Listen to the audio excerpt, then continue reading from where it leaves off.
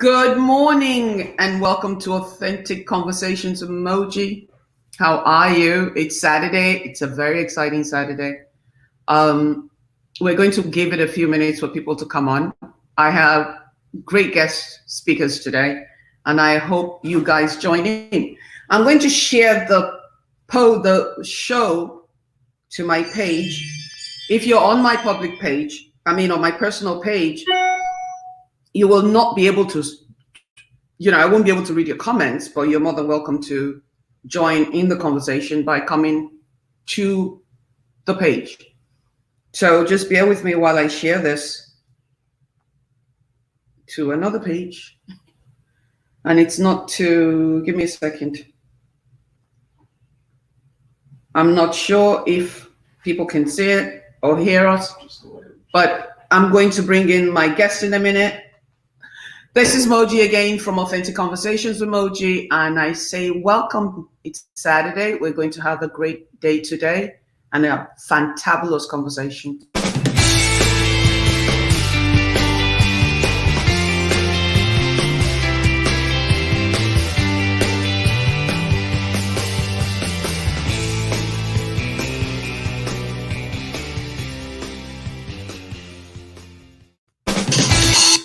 So today, this conversation actually came up because there's been a lot of things going on with Black Lives Matter in America, in the United States. Nigerians were marching about Black Lives Matter, American Black Lives Matter in Nigeria. Granted, there wasn't a whole lot of people. So, conversation started amongst a few of us. And we had the conversation was mainly about the fact that, is it only Black American lives that matter, or is it all Black Lives Matter? So I started to use the hashtag all Black Lives Matter. As the conversations were going on back and forth on different pages, Khadija suggested that we do this show. So we're here today. And let me bring in the guests, Andrew Odoe and Khadija Gambo. Gambo, I can never say your last name, so forgive me. Hawaja Thank you so much. What she said. And Andrew Odoe is a guest as well. Khadija, hello. Can we start with you? Would you be kind enough to just give us a synopsis of who you are and what you do? Oh, well, I'm Khadija Hawaja Gambo, a Nigerian, an activist and also a peace building practitioner. Currently, I'm a permanent commissioner with the Kaduna State Peace Commission. Thank you. And Andrew? Yeah, my name is Mr. Andrew Odoe. I'm an entrepreneur, humanitarian, also an activist. I'm the founder of Elect Global Foundation, and I also run Valley Top Communications. It's a pleasure being with you this evening. Thank you very much. Thank you for joining us as well. So, Khadija, the conversation started with religiosity and tribalism, because when we talk about Black Lives Matter in the United States, we're talking about racism, basically white against black. We're talking about colorism, the value of one's color as opposed to the merit. So the conversation stemmed from, when we deal with Nigeria, we're talking about patriarchy, tribalism, religiosity, and all that stuff. But today, I would like us to stay on the topic of religiosity, how it affects the different, Nigerian areas and west, north, and such. Because doing research, I found out, because I used to think when they talked about religion in Nigeria, you will not believe it, this, Andrew. I used to think Ifa. All Nigerians did Ifa before Christianity came. And then I found out doing research that the different regions actually had their own paths. So Ifa is just a Yoruba thing. It's not the whole of the continent, the country, Nigeria, that practice Ifa. So let's start with Khadija. What is your take on the effect of religion on Nigeria as a country? Well, Nigeria, I can say, without mincing word, is a country that is more religious. And I always use the word notoriously religious for so many reasons. But again, religion has become to form part of our identity. I think it has become a primary identity to Nigerians. And I will explain why I'm saying that it has become a primary identity.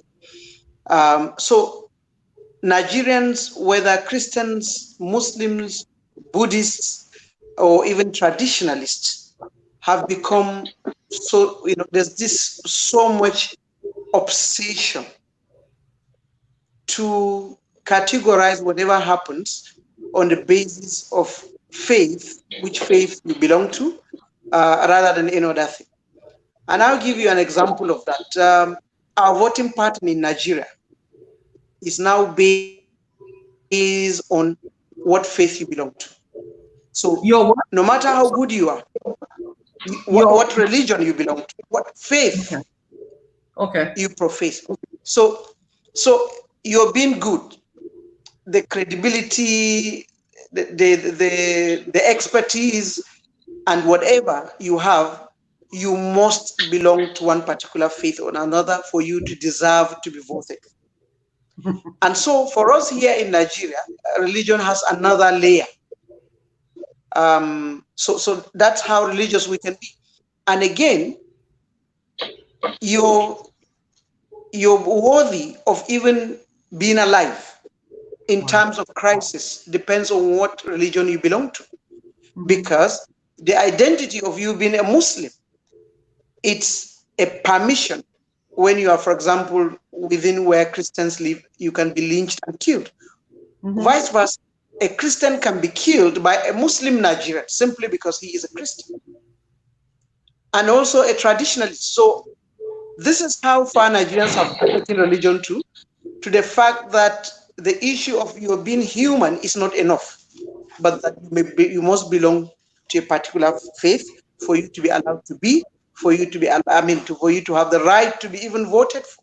And I think my brother, I don't know whether he lives in Nigeria, will agree with me that when you come to contest for governorship, one of the things they will first ask is he a Muslim or a Christian? You cannot be a commissioner of police in Nigeria, police that is supposed to protect lives and property of Nigerians.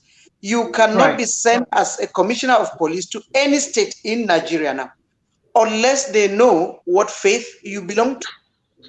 Why do you think? So I have two questions, which I'll come back to you in a few minutes. Andrew, what in your opinion, how important is religion to Nigerians in general? Well, you see, the issue of religion, I think it's the biggest issue we have in this country called Nigeria. I've spent so many years of my life researching on religion.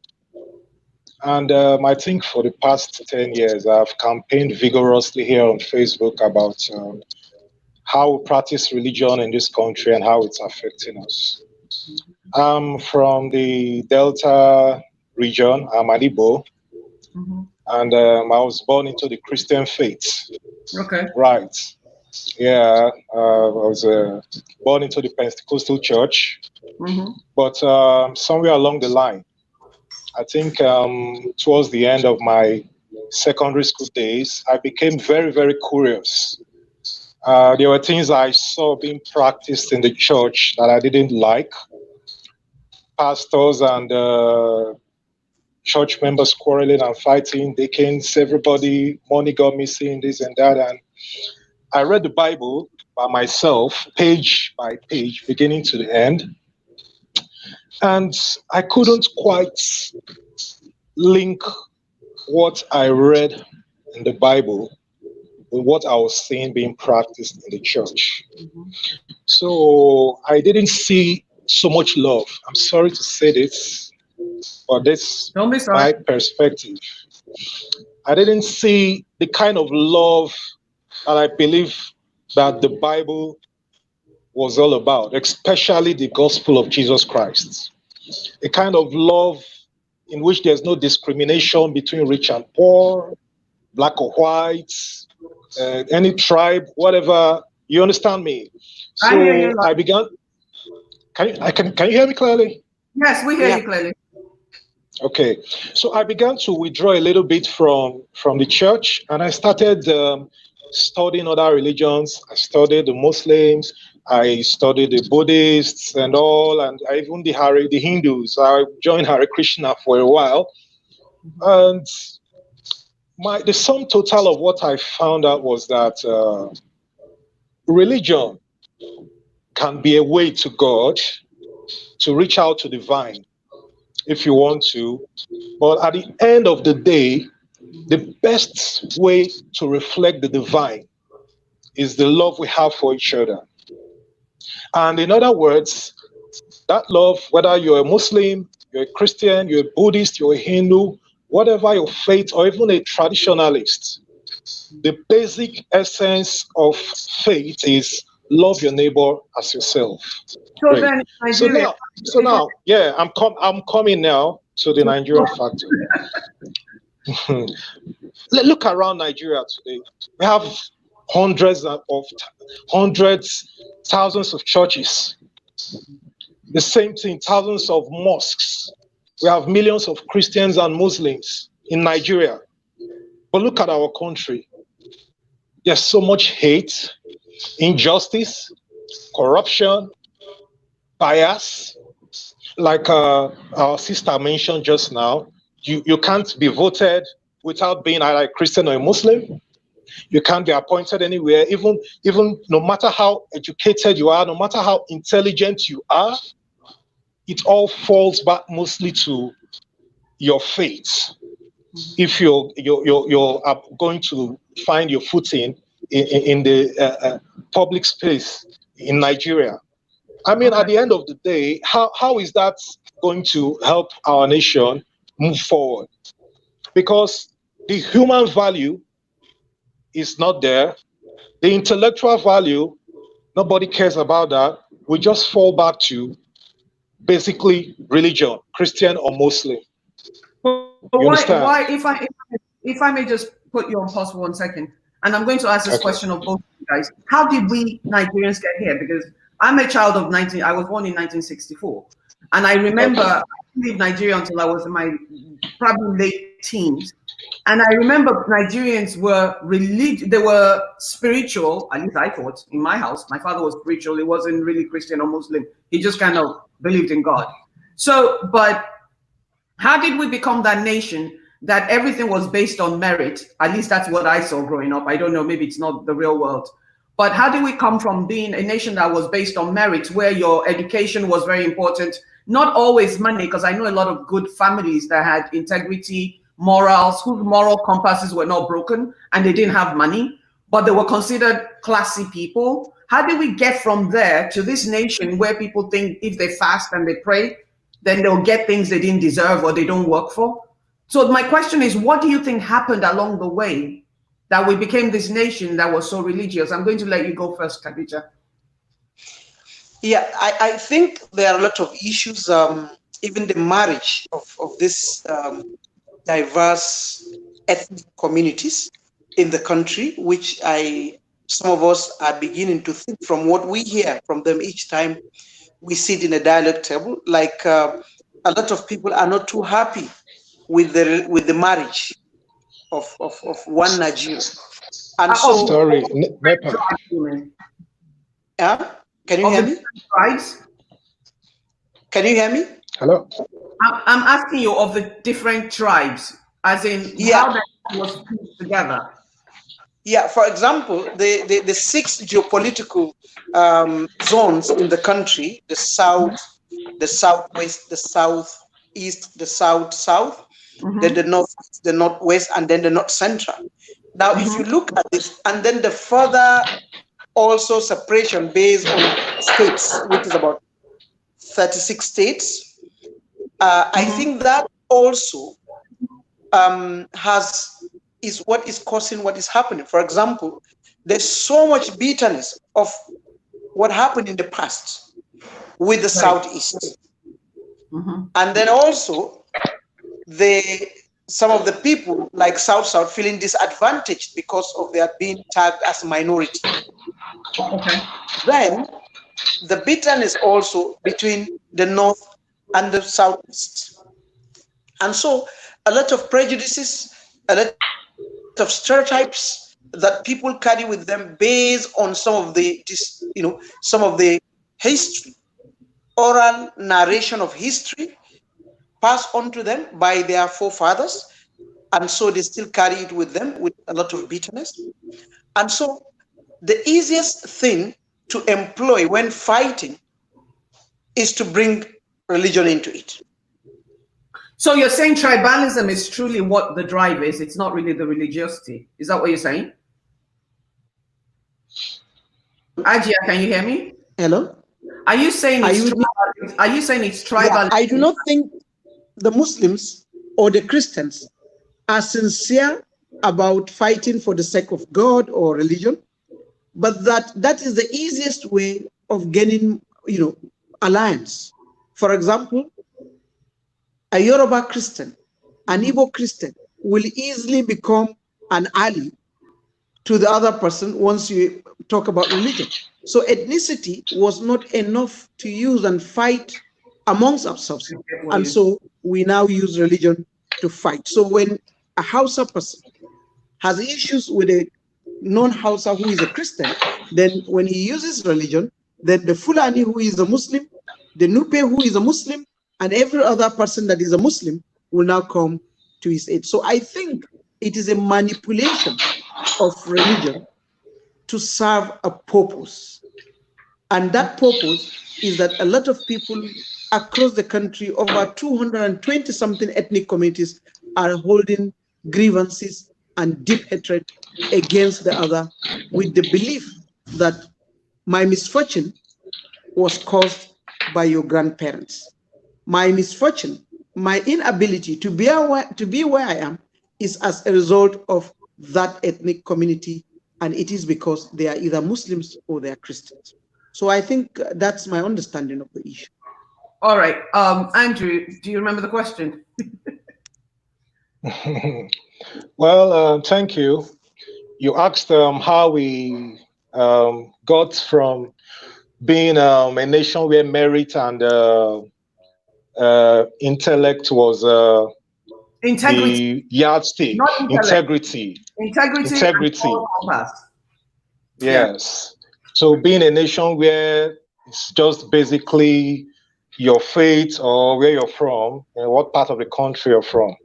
Well, if I'll take you back, I know Fela Kuti.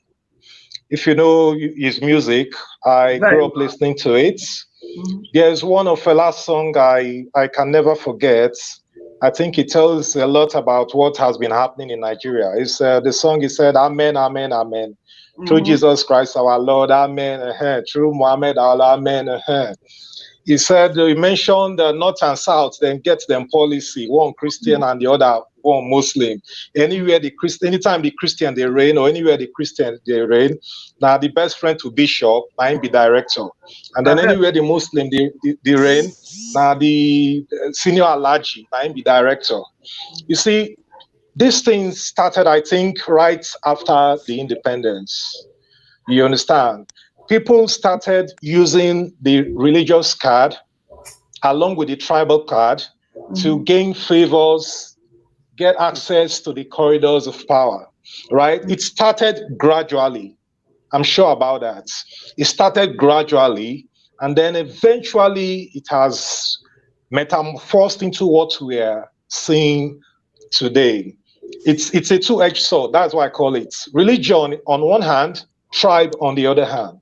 Right. Now you see the issue of the animosity between the West, the East, the Northerners, the Southerners. I mean, it's so funny. You understand? Because if you still, the last time I looked, there are still people from the North living right here with me in Asaba. We are living very well. There are still people from the East who are living in the North and living very well with their neighbors. There are people from this part who are in the Southwest living well with others. But if you check it, all the problems we are hearing on the radio and TV, what's causing it? It's people who are doing it for political reasons. It all boils down to power play. The truth is not that Nigerians hate each other so much because of religious or tribal differences. When we are watching football matches or something, we are all together shouting, "Hey, Nigeria, Nigeria," right? Right? But Right. when it comes to election time, what happens? Hey, the Christian will come and say, vote Christian. The Muslim will come, vote for Muslim. This one will come, no, don't vote Yoruba. This one will come, no, don't vote for Hausa. You understand? Do you think it's because the moral compass was lowered? I mean, the benchmark for morality and integrity has been lowered so far in Nigeria. Now, at this point, I don't even see it. I think it's in the gutter. Meeting people that mean what they say and say what they mean is one of the most difficult things.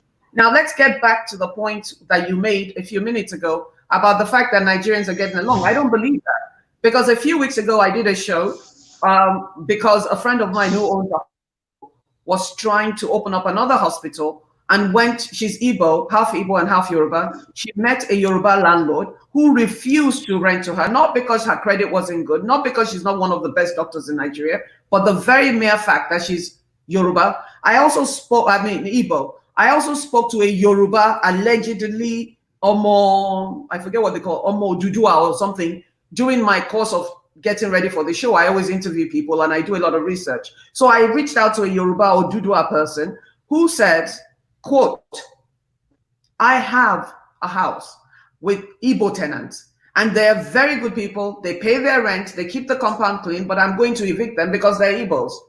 And I said to him, I said, "Why?" He goes, "Well, we don't want Igbo people in Yoruba land." How does that doesn't even make sense to somebody like me that grew up with, I mean, we're in America fighting black and white, and then I'm dealing with Nigerians in Nigeria that are all black. And now it's because you're Igbo, Yoruba, Hausa, and then we have to put in the religion thing, because according to the, depending on what part of Nigeria that you live in sometimes, now the religion comes in. So I think we should not whitewash the problem that we have in Nigeria by saying when we watch football. When we watch American football, blacks and whites sit in the same stadium and they're all cheering for whatever team. There's always a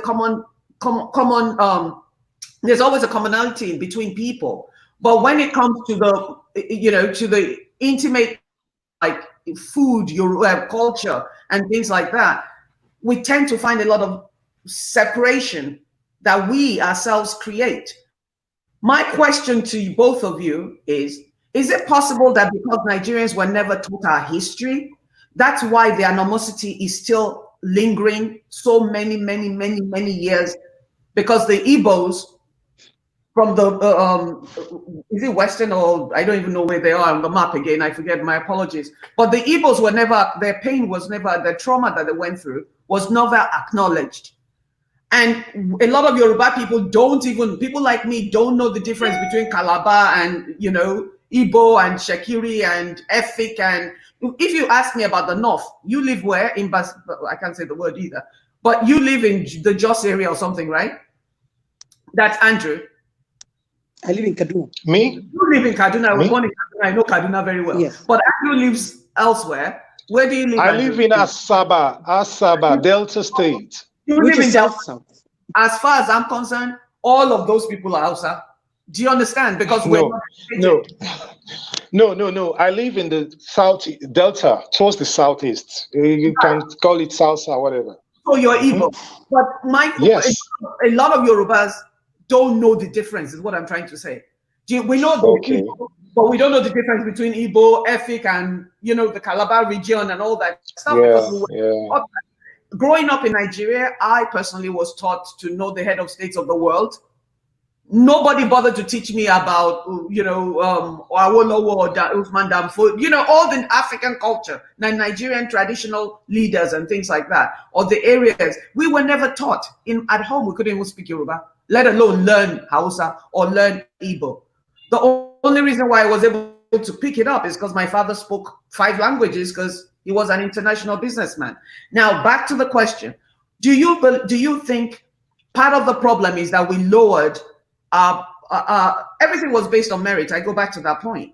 Do you think it's because we lowered our benchmark for morality, for moral issues and integrity? Because when money entered Yafu, now things kind of went crazy. In my opinion, what do you believe? Khadija, please go first. Sorry, I'm being sexist here. Should I go ahead? Yes, please. Okay. I think in my own understanding of the issue is Nigerians generally are faced with a lot of structural issues of, for example, the question of good governance, the question of or bad governance, if I may say, the question of corruption, the question of lack of access to social infrastructures and other things like that. And so this, I think, is being,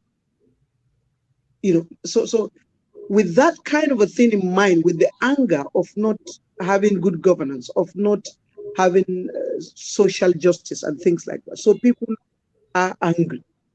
And so sometimes the best way to escape as politicians, for example, sometimes you find that these two people exploit Nigerians. One, the politicians, secondly, the leadership of the mosque or the church, I mean the religious institutions. Yeah.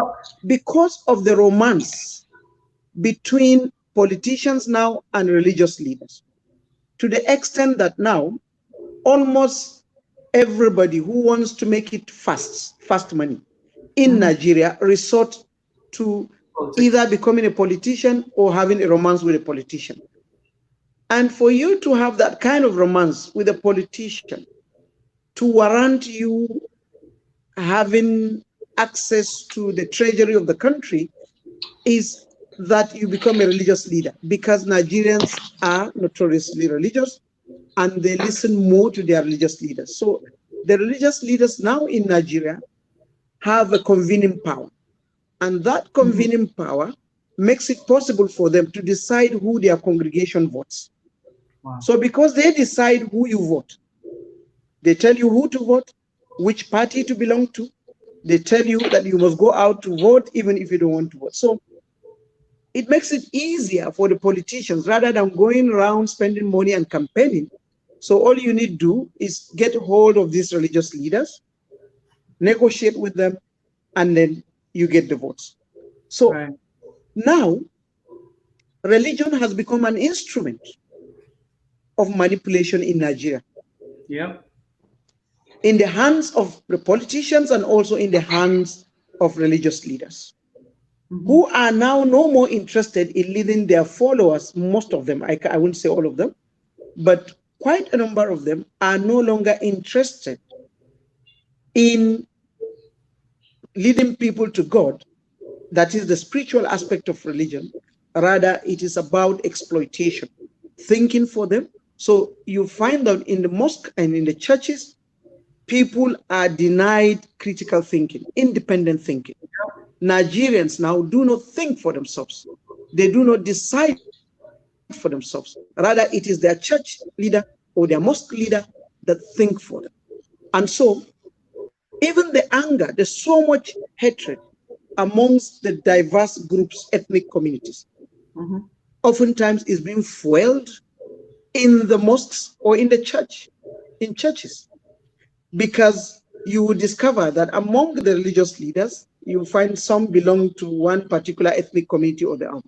And it is here in Nigeria that you discover, funny enough, that someone will tell you, for example, I'm going to a church, he's going to his church, but it belongs to his own community. Even where he lives, for example, let's take Lagos, for example. Hold on one second. Before you go on, Nadia, let me ask you a question. Hello? Hold on one second. Is religion an instrument or is it a weapon?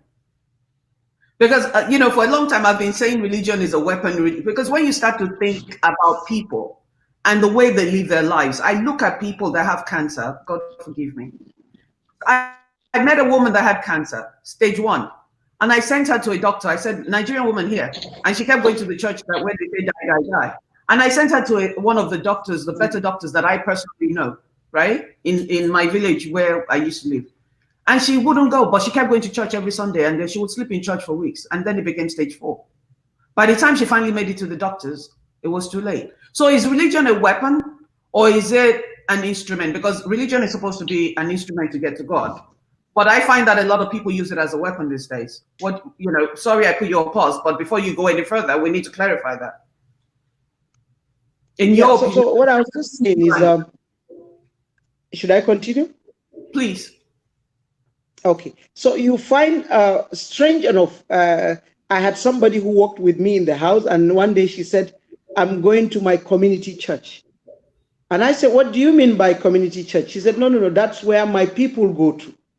And so you find one person belonging to a particular ethnic community, speaking a particular language, also doubling also as a religious leader. So that kind of biases that we carry with us, all of us as Nigerians, whether from the south, north, or east, is also transferred into the faith that we profess, to the extent that sometimes you find it difficult to separate between which one in Nigeria is religion and which one is culture or ethnic. So this is our situation in Nigeria. Okay. So, Andrew, is religion a weapon? Is religion a weapon of mass destruction, like Abimbola said? Because I said, is religion a weapon or an instrument? She just blew it up and said, is religion a weapon of mass destruction? Because when you look at the Nigerian society, honestly, everywhere you go, people are talking about Allah or God.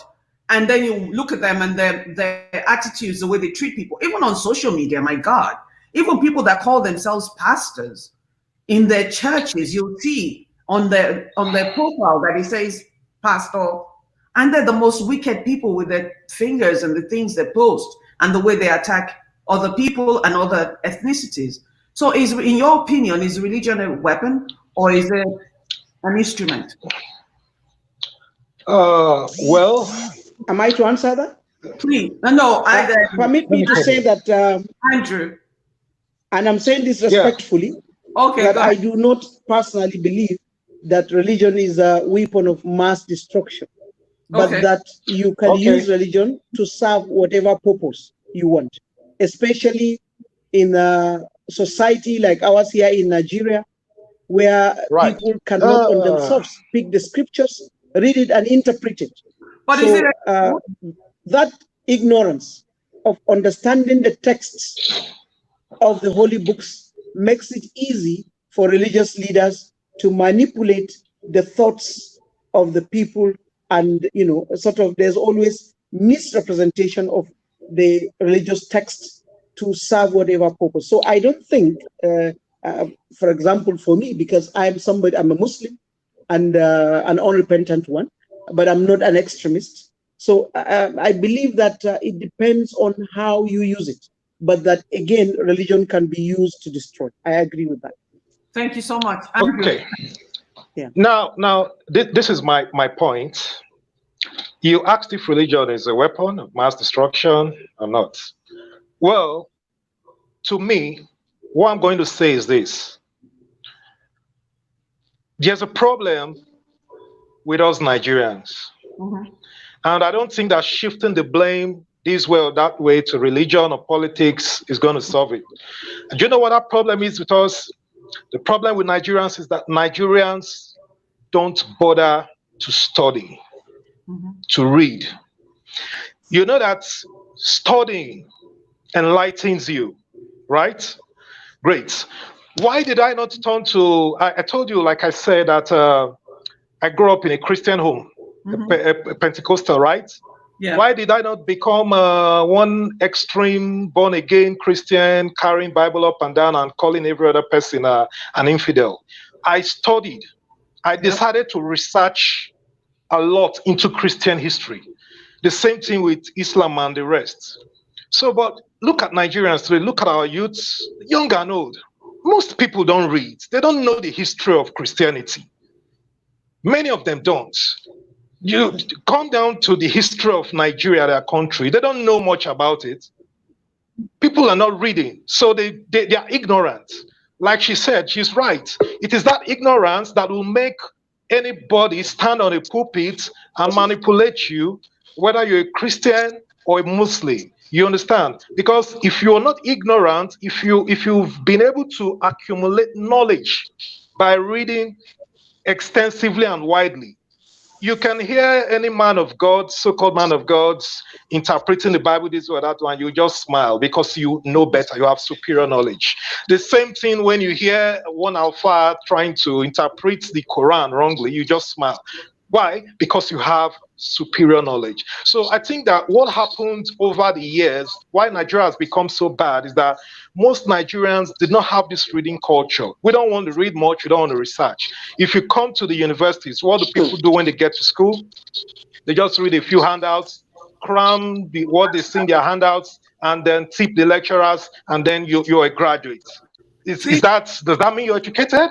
You understand? So Right. if you come to social media, do you notice that Nigerians have difficulties with clicking on news They don't links and reading the full story? They just see a headline. They just see a headline and everybody starts commenting. So if you don't read, how will you have knowledge? And Exactly. if you don't have knowledge, you're going to be manipulated. So this is the crux of the problem we are facing today. People are being tribalistic, being extreme religious, showing religious extremity, and what have you not, because people lack knowledge. Okay. This is just the bottom line. You guys know that I always play the devil's advocate, right? One of the reasons why I don't call myself a Christian is because in Christianity, you're expected to, in a lot of religion, you're expected to go follow blindly. And I've always been one that was always curious. So I always ask questions. I was a Buddhist for 15 years. Buddhism is all about going within yourself to change the world around you and not hurt people, just love. Love is my religion. Yeah. Then I studied the Quran because my mother is Muslim. I wanted to understand that. And I kind of get it, but it wasn't for me either. Then I was a Christian and they almost broke me. Because when I go to the Bible, what the pastors are teaching is so different from what's in the Bible. But not just that. It's the manipulation of the mass that bothered me the most, because they take one verse instead of telling you the whole story, because you can't just take one thing Jesus Christ said, or somebody said Jesus Christ said, and use that as a weapon to destroy people and their lives. So I went to the path of just finding God myself. And once I had built a relationship with God, I found peace within myself. Now we have people that are atheists, right? Those are people that don't believe in God. And they believe in whatever you do, you're going to get back. The law of karma. So, which means your moral compass and your integrity is how you become successful, the choices you make. Now, if Nigerians read From Here to Kingdom Come, most of them are PhDs and doctors on my page, and their arguments are as ridiculous as can be, right? Because they're not open-minded. I'm not saying that what they're trying to say is not right, but their viciousness, their anger, their animosity, you know, people are jealous of each other in Nigeria. The tribalism is big. But the fact that people believe, because religion tells them, you will get what you don't deserve or what you don't work for. And when you have a moral compass that's intact, you understand the value of work. You understand the value of bettering yourself. Let them, if they read all the books in the world, and the moral compass of Nigerians are still broken, they don't follow simple laws, stop at a red sign to save your life and the lives of others. Don't drink while drunk. They'll rather pay the cop 5,000 naira to let them drink while drunk. You know, if you murder somebody, they'll pay to the judge to get off. Our moral compass is broken in Nigeria. How are we going to fix that? Religion is not going to fix it, because there's 10 commandments in the Bible, Abi, and I'm sure in the Quran somewhere there's rules and regulations. Even having 4 wives in the Quran, you must love them all equally, which you know nobody can love anybody. You can't love 4 women equally, which, you know, it's just not possible. I don't know if it's possible, but I don't think so. It's true. You're supposed to love everything the same in the Quran. Everything you do for one, you must do for everybody. Nobody does that in Nigeria, yet many people run around with wives. How do we fix our moral compass in Nigeria? Because education is not going to fix it. So you go first, Mr. Odoe. I'm looking for questions to pick up. Yeah, well, when you come to the word moral compass, well, you're right. You may be educated, but your sense of morality or what is good and bad can still be very low. You can also be a Christian and Muslim. You attend church every Sunday, you attend a mosque every Friday and all, but you still have a low moral compass. And why would that be the case? I think that is a personal issue. When you talk of morality, why I say that morality is a personal issue is this. I believe that everybody was born with a sense of what is right and what is wrong, right? Before ever growing up and mingling with people from other faiths and religion, tribes, and so on and so forth. So, for instance, I will tell you something very funny today. I don't like eating flesh. I was born vegetarian. But Christians eat meat, eat chicken, eat fish, everything. Muslims too. To me, personally, I feel guilty about it. So imagine if I feel guilt to eat an animal that God created because I feel it's a being like me that deserves to live its life out normally. How do you think I'll have the mindset to kill a fellow human being? You see, but I believe that... Wait, slow down a little bit. So you're saying those of us that eat meat, we're going to kill people. I mean, come on. Hold on. Sorry. But I won't kill anyone. Sorry. Anyway, let me not digress. What I mean is that basically, everybody has this, like, okay, let me leave that as let's go to relationship.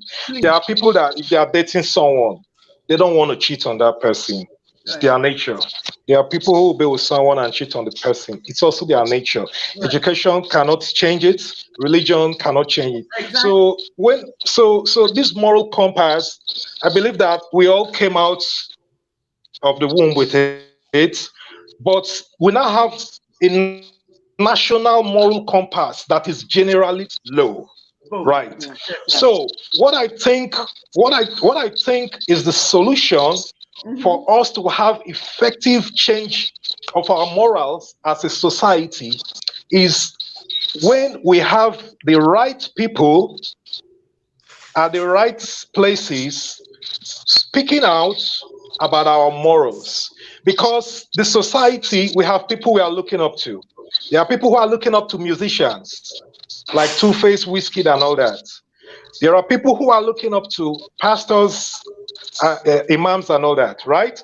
And there are people who are looking up to political leaders. So if our influencers, those in the entertainment, religious leaders, and political leaders, if we have the right set of people in these positions who can really begin to speak out about our moral standards, you'll find out that the people of Nigeria will gradually begin to turn around. That statement, and I'll tell you why. I come from the school of individual activism.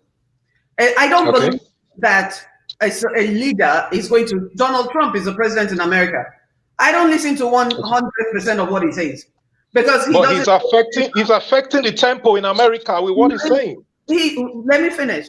What he says, I don't go by it. I don't even listen to it because his politics, his moral, we don't gel. It's not in the right. It doesn't sit well with my spirit. Now, what I do though is that from me holding myself up to a high moral standard, right? Me seeing paper on the street and picking it up. Hopefully the man coming behind me, if he sees paper on the street, he'll pick it up too out of embarrassment. Because I walk around here in the United States where the streets are supposed to be clean. Sometimes people will drink and throw it on the floor. I'll pick it up and put it in the garbage. Now, my doing my part hopefully ricochets onto other people. If we're waiting for the top that we chose that's already rotten eggs to do better, that I don't see Nigeria ever being cleaned up. But if we individually start being accountable for our choices, if we start doing the right things, if we start respecting my Igbo brother, if I, a Yoruba woman, start to respect my Igbo brothers and sisters and treat them right, maybe my younger brothers and sisters will do the same thing. And then it will trickle to the top. Because people always think everything starts from the top. It's a foundation. We are the ones that sell our vote in Nigeria for 5,000 naira. And then we put those people there. Are you following me? I don't know if I'm making sense. Yes, you are with you. Well, the band who's making 100 million per show, right? Because people are follow to come and speak up against, you know, tribalism and this and that. Why should he? He's making money off of people's sorrows. Why do you think a leader, like God, I don't even know the leaders in Nigeria, and I choose not to say, so they don't put my name on a blacklist, because you can't say anything about Nigerian government. But imagine the Nigerian government being American government, where everybody can say whatever they want on social media without the fear of being picked up, right? Things will change when we as individuals start speaking in truth and living a life of integrity, in my opinion. But Margaret just said, the reality is that Nigerian system rewards. Thank you for putting those in words.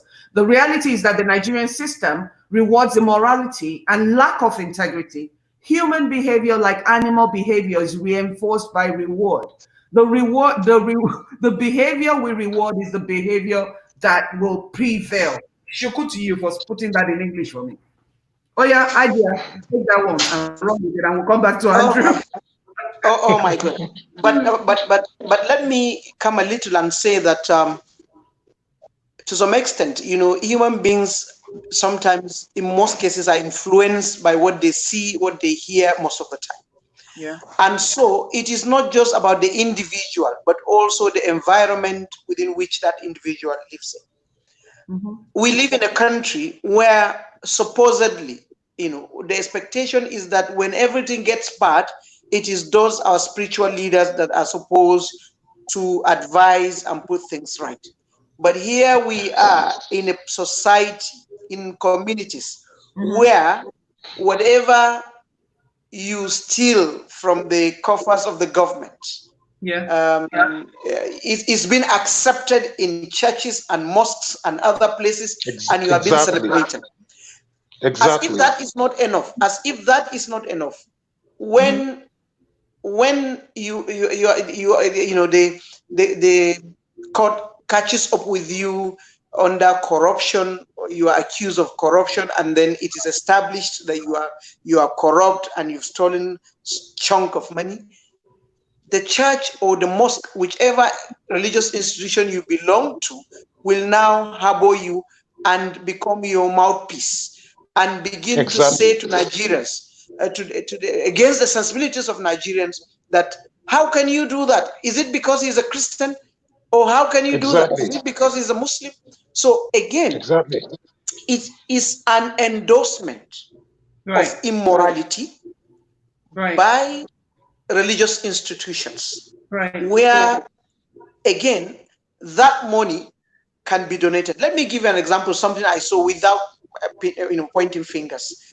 I was watching and I saw a particular a particular religious organization being given a kind of mansions, not just mansion, but mansions donated by a former governor, whom I believe does not own a company. I do not know, he doesn't have an oil well in his house, a block.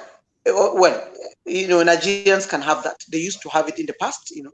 But what I'm saying is that I do not think it was his own sweat. He didn't work for it. But there was it last week. We saw him donating it to a religious body, and they were happy.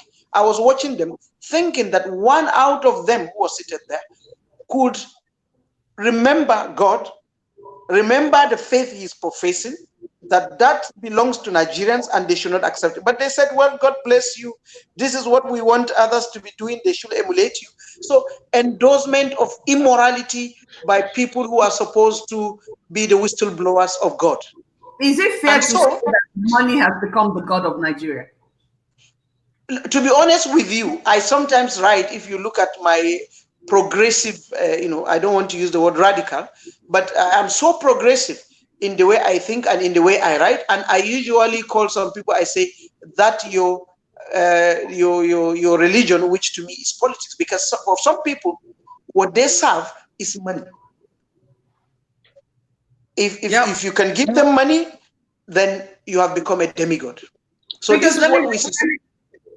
Sorry, I don't mean to cut you off, but we only have like an hour and we're already almost 50 minutes, because I think where I was hoping this conversation will go is where you went, which is when somebody does something bad and he has money. Let's take the case of Evans, the kidnapper. Yeah. Evans, the kidnapper, was caught. Nobody knows where he is today. Why? He wasn't killed. He didn't go to jail. His trial never even happened. But the guy's disappeared because he probably paid some people off.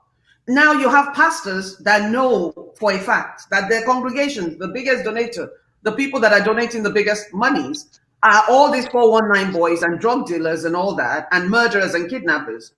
Evans, the kidnapper. And corrupt politicians. And exactly. But we, the people, continue to clap and applaud people that have money, not asking how did they make their money. Where is this money coming from? And then religion continues to tell us that we will get jobs. Well, I don't know about Muslim, but the Christian religion, you go to Pentecostal church, they'll tell you to fast for 10 days. You get a job you don't deserve. You're going to get a Mercedes Benz. Hey, amen, amen, amen. I have gone to church, and for 10 days, people were praying for stuff that they could never. You're a goddamn plumber. Not even in the union in America, because if you're in the union, you make more money. You're making minimum wage of $10 an hour. You're talking about riding a Rolls Royce.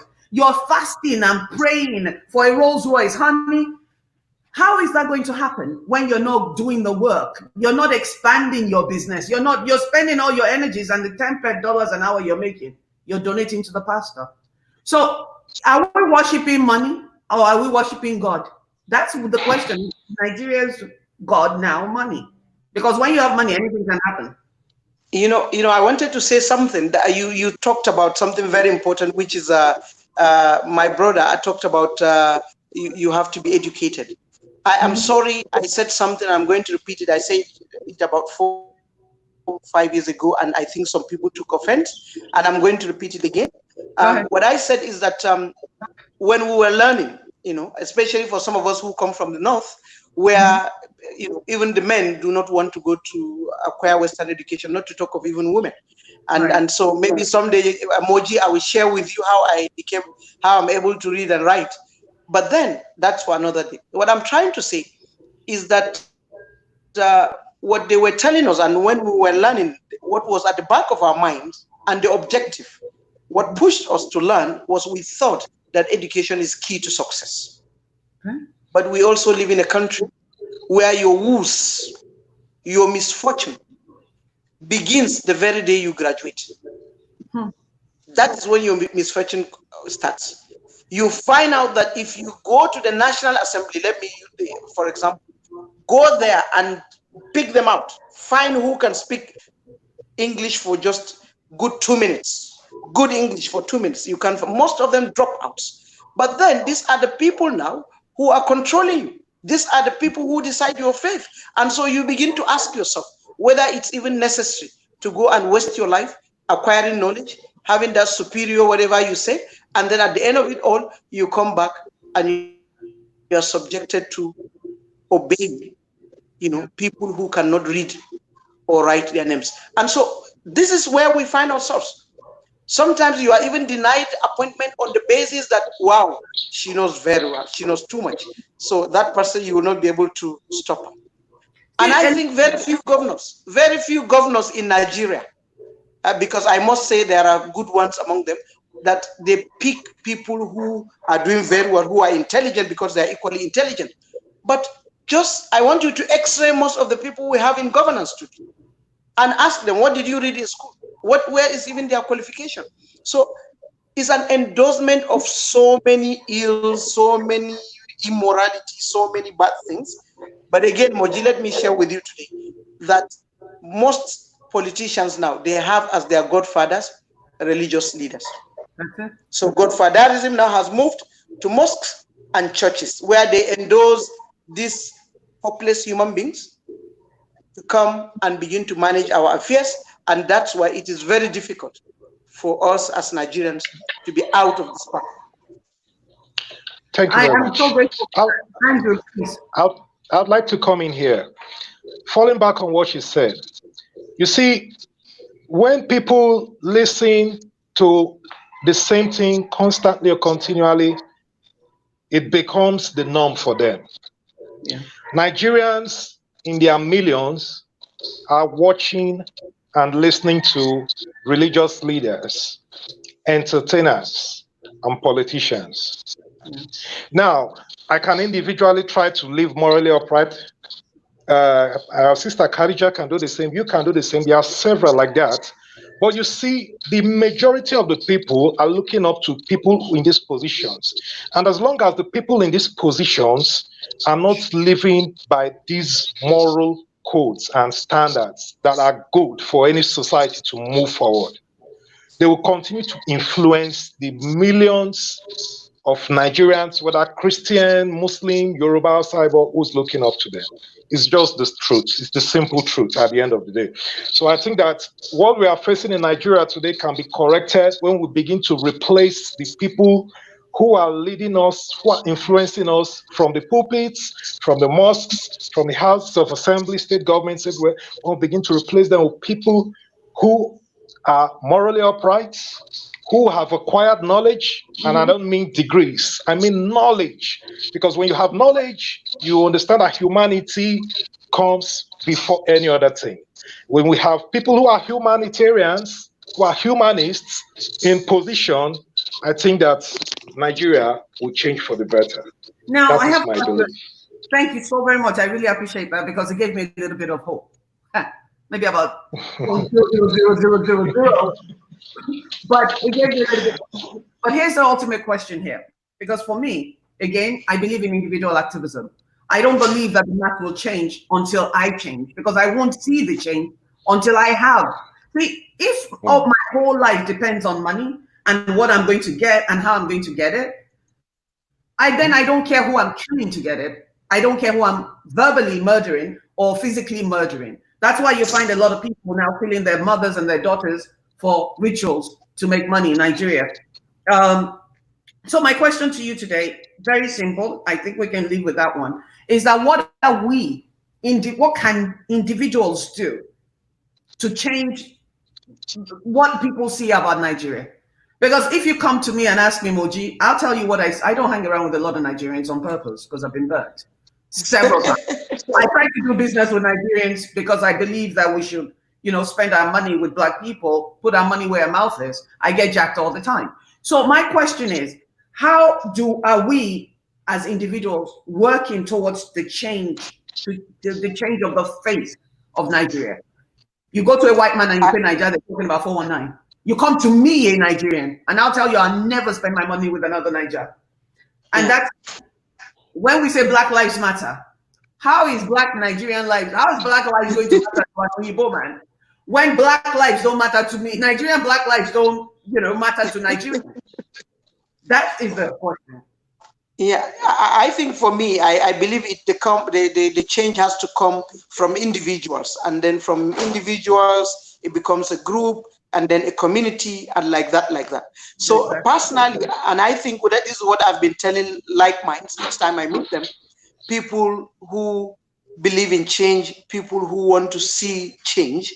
I always tell them that enough of the too much talking, because people are tired of hearing we need it, but let them also see it in you. So as we speak out, and as we speak against immorality, as we speak against corruption, as we ask for good governance and service delivery, let us, in our individual capacities, wherever we are, let us do that. Let us be role models. Let us show that in the way we relate with people. Let's respect people. Let's tolerate people. And I think my children will also do that. I'm a mother of 5 daughters and a son. And all I've been telling them is that respect human beings, not on the basis of their faith or where they come from, but that the fact that they're human beings. So when my children see me respecting people, tolerating other people's views, they will have no choice but to do the same. But where I come to my house and what I say in the house is quite different from what I say outside. And I feel the senses of my children with all sorts of stereotypes, prejudices against other people, then definitely we'll continue to breed such. So I say that the change must begin with all of us as individuals.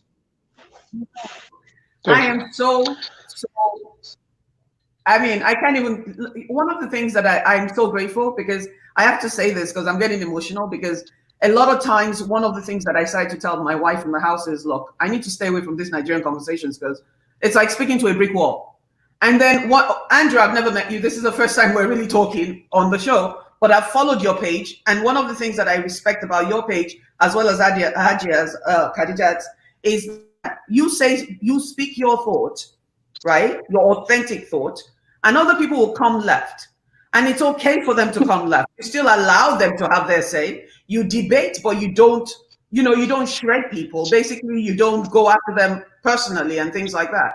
And one of the things that I've found is that for me, as a 55-year-old woman that's a foreigner in America, is that a lot of us that came to the United States were not thinking of staying here.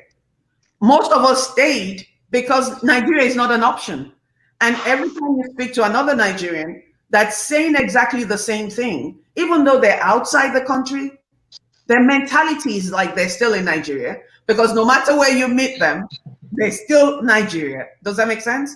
So the fact that we're all Christian, Hausa, Igbo, I'm Yoruba, that the three of us can sit here and look at the subject objectively, it has given me hope. And I hope some of the people that are hearing us today get a little sense of hope of some sort, and also learn that everything starts with us. Because when they talk about discrimination, I'm like, where do I start? I'm a woman, I'm Nigerian, I'm LGBTQ. I mean, there's so many different levels of discrimination against me that I see and I feel. So for us to be able to sit here as three different tribes or ethnicities, Igbo, Yoruba, and Hausa, and be able to tackle a conversation on a very, non-discriminative point of view, and be able to listen to each other, I think Nigeria has hope. Yes. Time is about to go off. We're actually over time now. So could you please leave the audience with three things you'd like them to work on? Because this is a transformational show. So as a Nigerian to Nigerian, Mr. Odoe, please give us three things that you would like the audience to work on within themselves. And Khadija, if you'll be kind enough to do that. So Andrew, you go first. Well, number one, I would like my audience out there, I would like everyone to develop interest in reading and acquiring knowledge.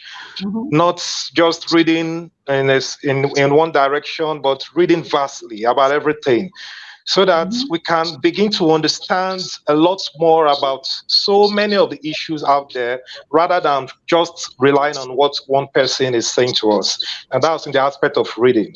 Secondly, I would like all of us to have the humanitarian spirit in us. It's a problem, right? So many people are selfish today. You can walk by and see someone who needs help. You just turn your face away. You just want to acquire wealth for yourself only. You are not concerned about what is happening to those around you. I think is wrong. Let's develop a humanitarian spirit and share what we have with each other, show love to each other. And then finally, I would like all of us to prepare ourselves for the coming election. Take it into our minds that we need the right set of people in the corridors of power. So let's take everything we are seeing today and begin to prepare and say to ourselves that the next set of people that will take over the mantle of leadership must be people who have shown and displayed humanitarianism, selflessness, and high moral values, not just because of their religion or their political affinities or their tribes or whatever. So that's just the three things that I have for my audience to feast on. Nagode. Okay. Dalu, Oshe, Dalu.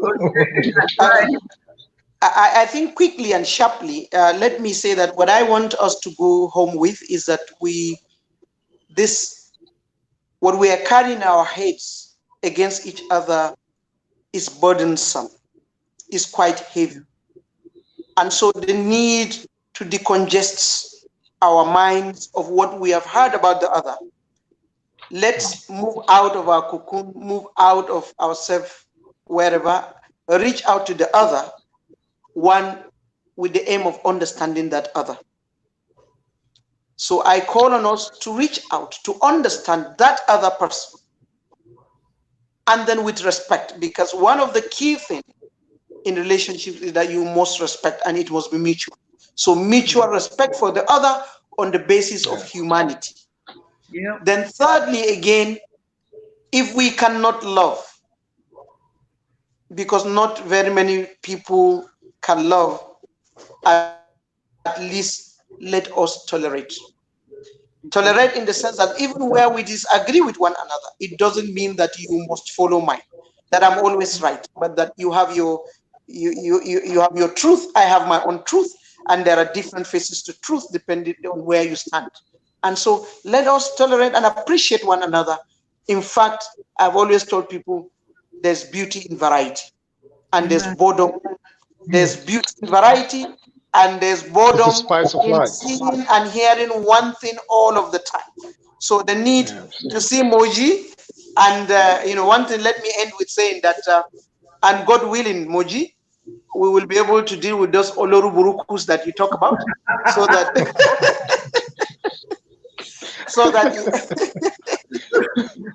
so thank you very much. It's wonderful talking to you, and I feel highly inspired by you, Moji. You do not know how much you inspire my life. Thank you. Thank you so much. And I have to say thank you to both of you, because I know it's Saturday and you guys have a very busy life. I want you to please continue to speak and shout it out there, because you never know who your words are touching. You never know who you're really motivating, because people think you have to have 100,000 followers to really be touching lives. And one thing that I've learned is that along my 10 years of speaking on social media is that even if it's one person, that's a message. That's the person that message is meant for. And I'm a spiritualist. I might not go to church every day. I might not go to the mosque, but I believe in God. I believe that we're all interconnected when we're together. And every time we post something or I post something, people might not speak on my thread. They usually come behind into my inbox and say, oh my God, that really touched me or something, or they'll argue with me, even if, but the bottom line is that the more you post, especially you, Ajia, I mean, you and I already know you. I just met Ajia. Ajia is a voice for women, but she's also a gender equalist, which is what I prefer, because people shout feminism and it's really hate towards men. But she shouts gender equality. We're not looking for special preferences. We want the same. We want to be treated the same way. We want to be accepted on merit. We want jobs on merit, not because of our last name or what religion we belong to. And you keep saying the same, Andrew, and that's the reason why you are both here. The universe helps us to create our own tribe. Not the people we were born, the family we were born into, or the people that we married, but the people that even though they have different views of life, or they live their lives differently from each other, their main goal is peace on earth, and for people to be okay. And for me to be able to have a conversation with you guys, I feel very privileged. I feel very blessed. I learned so much from both of you, and you guys inspire me. So please continue to inspire people, no matter how many likes you get on your Facebook page, no matter how many people talk. Believe me, I know people are reading my thread, because once in a while, people that don't say anything for like 3-4 years, I will drop a post and they'll come there and say, oh my God, this is for me. So thank you very much for joining me. And as I say goodbye to you guys, I'm going to take you out of the studio, and then I'll say my goodbyes. All right. Okay, bye, Andrew. Bye-bye. Bye. Thank you so much for joining me. I know that for a lot of you guys that are watching this show, you don't know a lot about the people that were here. Khadija is actually a commissioner of peace. I knew they had commissioner of peace, but she is a commissioner of peace, and her job in Nigeria is in the northern part where she is to help to find peace and such. So she works with a lot of rape victims and gang wars and things like that. Andrew Odoe is an activist. He uses his Facebook page to, you know, throw information out there for people to change their ways and change their lives and things like that. My name is Moji Solar-Wilson. I am a social commentator. I'm an inclusion advocate. And the reason I do what I do, really honestly, is to help to create a better world than what we have been born into. I thank you all that continue to come here. It's all about growth. I'm a student of life, student of life, student of life. I believe that I can learn from a 5-year-old, a 10-year-old, a 100-year-old. It doesn't matter the age. Even when somebody is saying something that I don't agree with, I'm always looking for a new angle to look at things, look at issues, and to understand what it is that we all do individually and collectively to change the narrative of the people around us and the world in general. Authentic Conversation is the show. Leave your comments, follow the page, like my YouTube channel, please, and share the video, because it's important that we do all have authentic conversation with each other. Namaste.